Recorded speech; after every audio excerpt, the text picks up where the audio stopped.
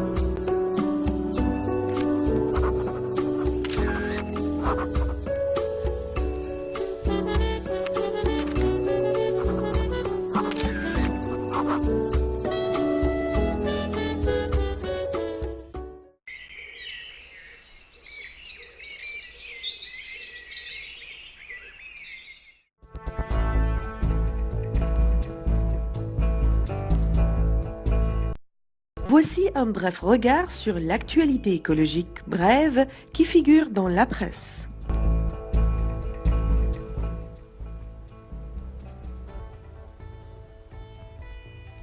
Les aérosols issus de la pollution automobile et industrielle contribuent paradoxalement à refroidir l'atmosphère.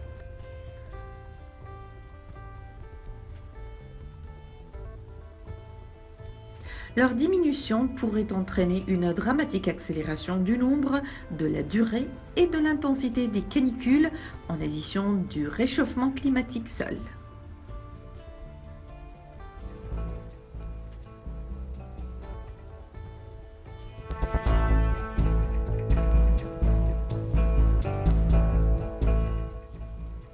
L'administration Trump a fait part de son intention d'ouvrir la quasi-totalité des eaux littorales des États-Unis à l'exploitation du pétrole et du gaz offshore, y compris au large de la Californie, de la Floride et de l'Alaska. Cette mesure reviendrait sur des positions et des dispositions de protection environnementale prises par Barack Obama.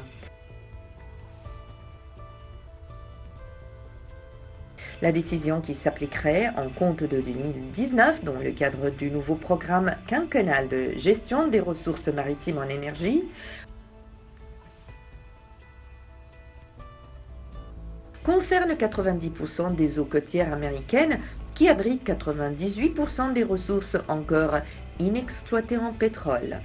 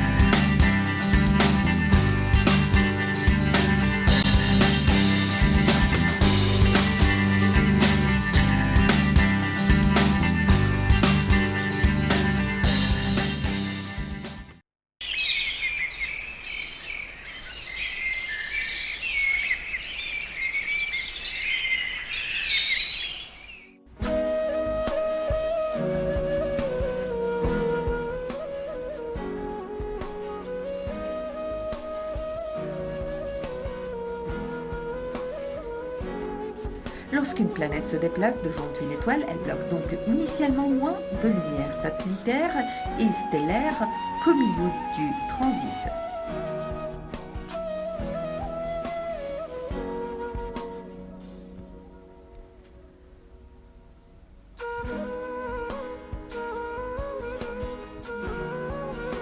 La gradation maximale de l'étoile apparaît au centre du transit juste avant qu'elle ne redevienne graduellement plus brillante.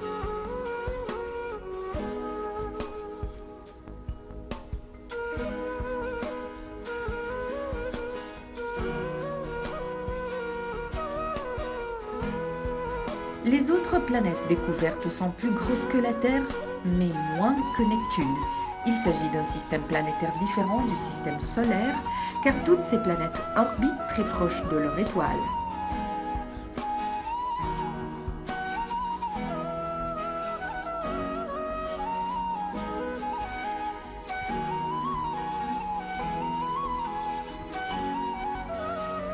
Kepler 20b et Kepler 20c bouclent leur orbite en respectivement 3,7 et 10,9 jours, alors que Kepler 20e et Kepler 20f vont de même en 6,1 et 19,6 jours.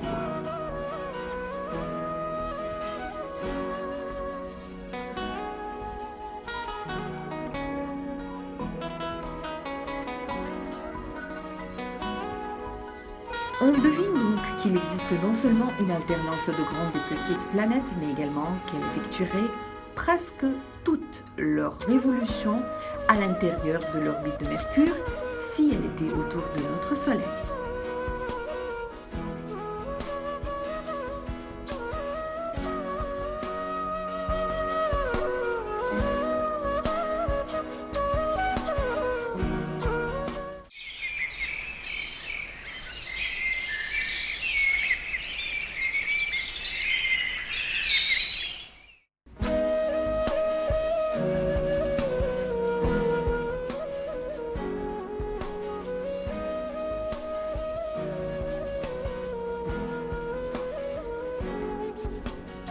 Avant le début de la haute saison de l'Everest, le mois dernier, Kamirita Sherpa avait expliqué ne pas chercher à établir des records, mais que ceci survenait au fil de sa carrière.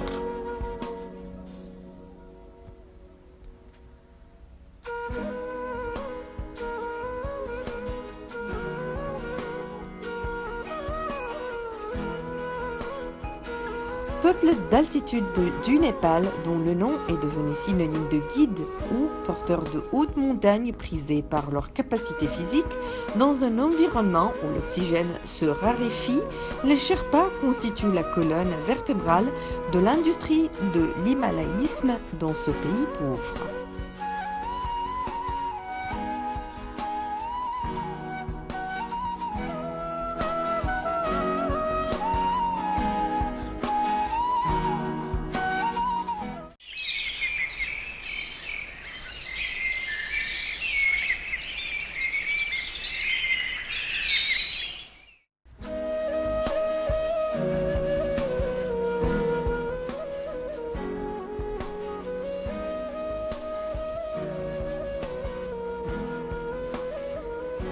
Les chevaux sauvages vivent dans les déserts, les montagnes, les forêts, les plaines et les vallées.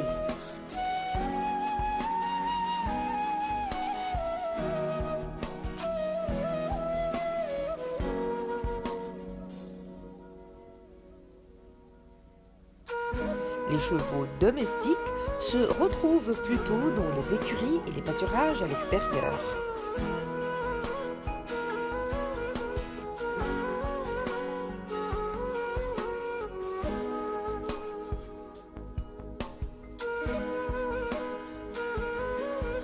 Le cheval passe la majeure partie de son temps à se nourrir.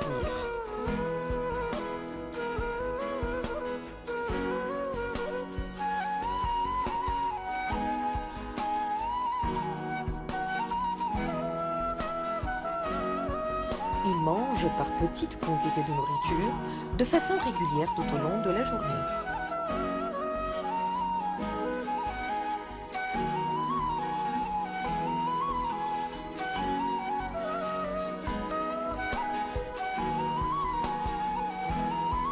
c'est le herbivore non ruminant.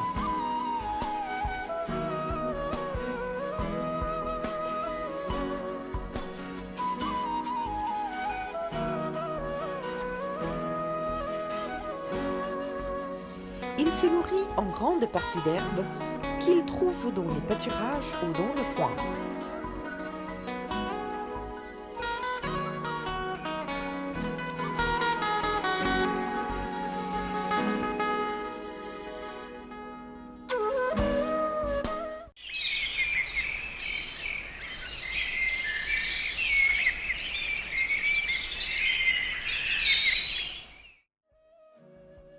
Vous allez suivre maintenant un commentaire qui vous explique tout ce qui a rapport avec la sauvegarde de notre environnement. L'information est plutôt alarmante. La Russie se réchauffe 2,5 fois plus vite que la moyenne mondiale, conduisant à une augmentation des catastrophes naturelles. C'est en substance ce qu'a déclaré vendredi 24 décembre le ministère russe de l'Environnement dans un rapport qui tranche avec la faible préoccupation habituelle des autorités face au changement climatique. Le rapport est publié alors que l'Europe et une grande partie de l'hémisphère nord connaissent un début d'hiver particulièrement doux. Quoi qu'il en soit, selon l'étude sur l'environnement en Russie en 2014, les températures y ont augmenté en moyenne de 0,42 degrés par décennie entre 1976 et 2014, contre 0,17 degrés en moyenne pour l'ensemble de la planète. Le changement climatique conduit à une hausse des phénomènes météorologiques dangereux, alerte le ministère sur son site internet. En 2014, 569 phénomènes de ce type ont été enregistrés en Russie du jamais vu. Selon le ministère qui cite notamment de graves inondations dans l'Altaï au sud de la Sibérie. Cette année, le ministère met en avant le déficit en eau dans la région du lac Baïkal, dont le niveau est tombé sous des seuils critiques, provoquant une augmentation catastrophique du nombre d'incendies. Vladimir Poutine se montre peu inquiet du changement climatique, allant jusqu'à suggérer qu'un réchauffement modéré ne ferait pas de mal au froid mordant du Grand Nord et au développement de l'Arctique. Pourtant, en octobre, le ministre des Situations d'urgence, Vladimir Poutchov, a mis en garde contre une fonte de permafrost sibérien. Ces sols gelés en permanence qui risquent d'endommager les infrastructures énergétiques qui y sont installées. Le permafrost recule, des tremblements de terre surviennent là où il y en avait pas. Il y a des glissements de terrain, des inondations, avait-il alors détaillé. La Russie, dont l'économie est largement adossée à sa production d'hydrocarbures, est le 4e pays le plus polluant au monde, avec 5% des rejets de gaz à effet de serre, même si ses émissions stagnent depuis 5 ans. En décembre, près de Paris, la communauté internationale a adopté un accord afin de contenir le réchauffement bien en deçà de 2 degrés centigrades. La Russie s'est-elle engagée à réduire ses émissions de gaz à effet de serre de 25 à 30% d'ici 2030 par rapport à 1990. Mais les ONG environnementales jugent cet engagement totalement insuffisant. L'année de référence ayant été suivie immédiatement par l'effondrement du bloc soviétique et de son tissu industriel et donc des rejets polluants. Selon le Centre des recherches WRI, les émissions de gaz à effet de serre de la Russie pourraient en fait augmenter de 40 à 50% d'ici 2030 par rapport à 2012. Moscou connaît actuellement un hiver exceptionnellement doux, le thermomètre dépassant même 8 degrés ponctuellement, quand la capitale russe grelotte habituellement sous la neige.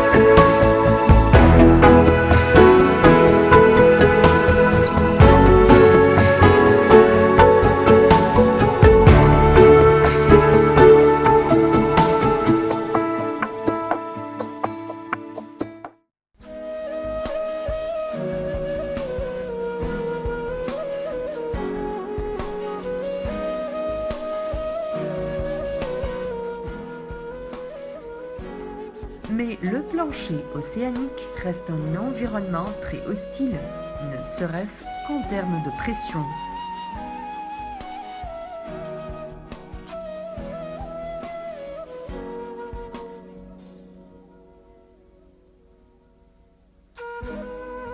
Extrêmement improbable, car nous savons où trouver de très grandes profondeurs.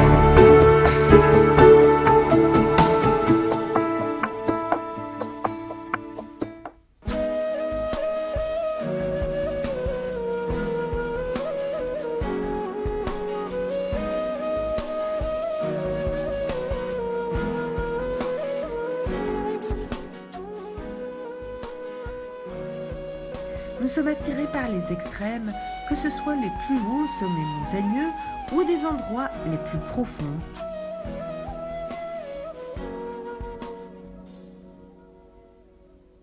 De fait, ces fosses ont été découvertes très tôt, par exemple celle des Caïmans, plus de 7000 mètres de profondeur en 1873.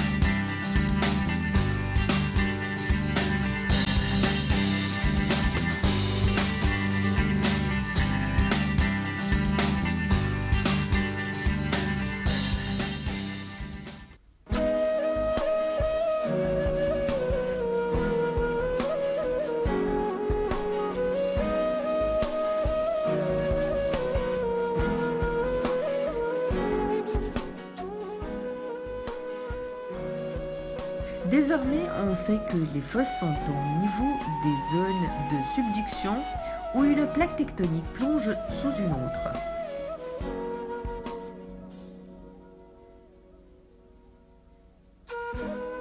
En connaissant le mécanisme de fabrication, on sait tout sur les océans.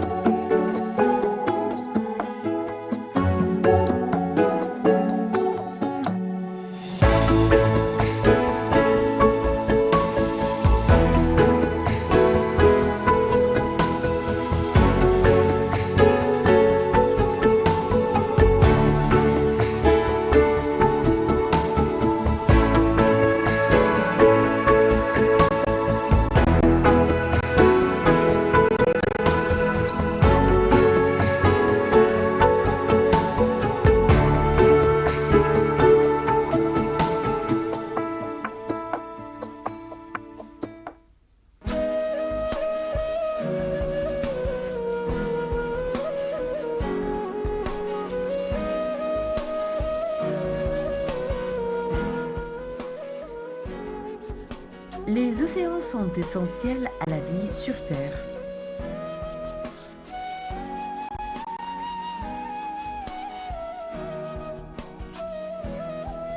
Ils procurent 50% de l'oxygène qu'on respire grâce à la photosynthèse réalisée par le phytoplancton.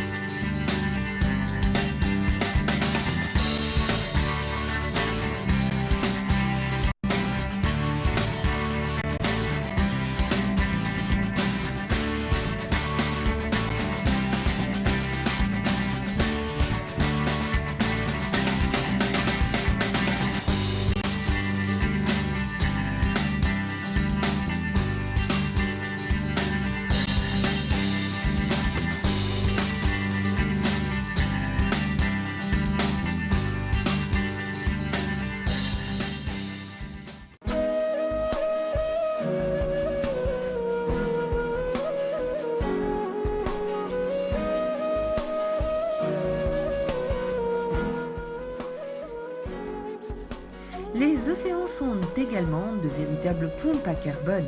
Ils absorbent environ 30% des émissions mondiales de CO2.